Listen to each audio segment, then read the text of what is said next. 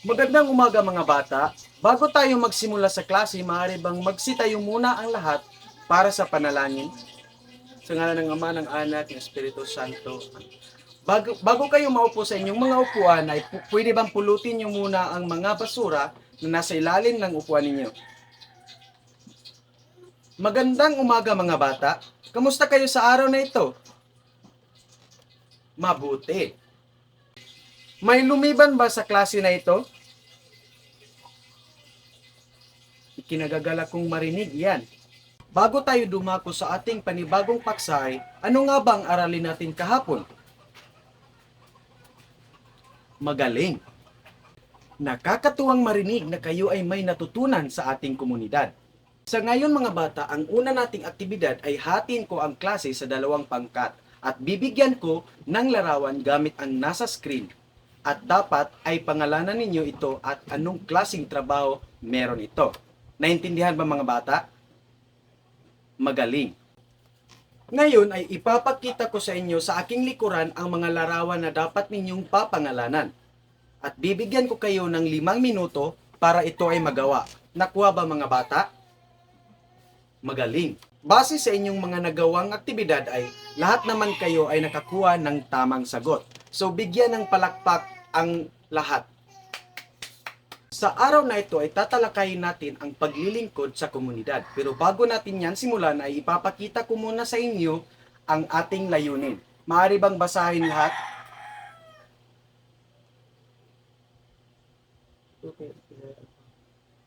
Magaling. Mga bata, ano nga ba ang gusto nyo paglaki? Wow, doktor. Ikaw naman? Pulis. Ikaw? Bumbero. Magaling. Okay mga bata, tatalakayin natin ang paglilingkod sa komunidad. Dapat paglaki nyo ha, butin niyo lahat para kayo ay makapaglingkod din sa komunidad. Ang paglilingkod sa komunidad mga bata ay isang mahalagang aspeto na ating lipunan. Ito ay tumutukoy sa mga gawain na ginagawa ng isang individual o grupo ng mga tao na may layuning makatulong at magbibigay ng positibong epekto. Una rito ay magsasaka. Nagtatanim ng mga halaman upang pagkunan ng pagkain. Mga bata, ang mga magsasaka ay mahalaga sa ating lipunan dahil sila ang umaani ng mga ating kinakain sa pang-araw-araw. Sunod naman ay karpentero. Sila ay gumagawa at nagkukumpuni ng mga bahay, gusali at iba pang tirahan ng mga tao. Mahalaga din ang mga karpentero, mga bata, dahil sila ay nag-aayos ng bahay kung may sira. Guro, katulad ko, nagtuturo sa mga mag-aaral upang matuto sa iba-ibang asignatura at kagandaang asal. So, sino ba sa inyo ang gustong maging guro paglaki? Magaling. Nakakatuwang marinig yan mga bata. At sa sunod naman, doktor. Ito ay nagbibigay serbisyo ng paggamot at mga taong may sakit. So mga bata, ang doktor ay tumutulong sa mga may sakit. Sila ay nagbibigay rin ng mga gamot. Sila ay nagtatrabaho sa ospital, di ba? Sunod naman mga bata ay bumbero. Tumutulong sa pagsugpo ng apoy sa mga nasusunog na bahayan, gusali at iba pa. So mga bata, kapag may mga nasunugan, sila ay tumutulong sa pagpatay ng apoy. Sunod naman mga bata ay pulis. Nagpapanatili ng kaayusan at kapayapaan sa komunidad.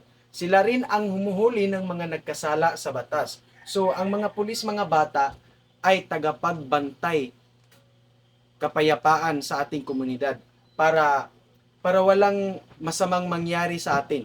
Okay mga bata, naintindihan nyo ba ang aking klase? Nakuha nyo ba ang aking paliwanag?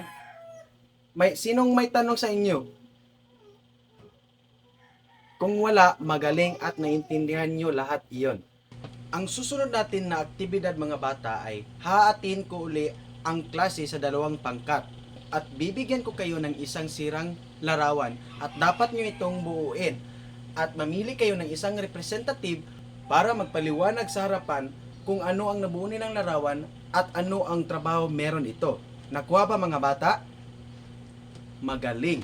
Bibigyan ko kayo ng 5 minuto para ito ay gawin. Magaling mga bata! Naintindihan nyo nga ang aking klase. Okay mga bata, Sino ang makapagbibigay ng mga halimbawa kung ano-ano or sino-sino ang mga naglilingkod sa ating komunidad? Ikaw, magaling. Bigyan ng palakpak.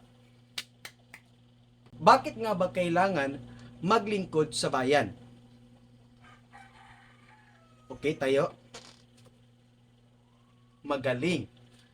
Lahat ng mga sagot niyo mga bata ay tama. So naiintindihan niyo na talaga ang aking mga paliwanag. So sa ngayon mga bata ay maaari bang kumuha kayo ng kalahating papel at sagutan ang mga nakasulat sa aking likod. Bibigyan ko kayo ng 5 minuto para ito ay sagutan. Tapos na ba mga bata? Magaling.